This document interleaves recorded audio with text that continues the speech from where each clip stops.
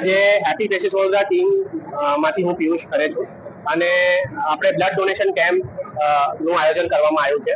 Happy faces Vadodara last 10 યર્સથી વડોદરામાં કાર્ય કરી રહી છે અને આ જે બ્લડ ડોનેશન કેમ્પ અમારું સૌથી મોટામાં મોટું ઇવેન્ટ હોય છે અને 600 યુનિટ જેવું અમે કલેક્ટ કરી રહ્યા છે.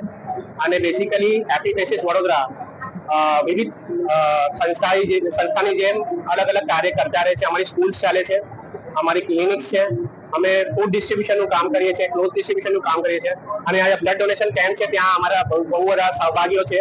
આયુષ બ્લડ બેંક છે, યુવા મોલ છે, કોન્સેપ્ટ વન જીમ છે અને એના બધાના સહભાગથી અમે લોકો બ્લડ ડોનેશન કેમ્પનું આયોજન કરી રહ્યા છીએ. જી, આજે કેટલું ટાર્ગેટ છે બ્લડ ડોનેશન?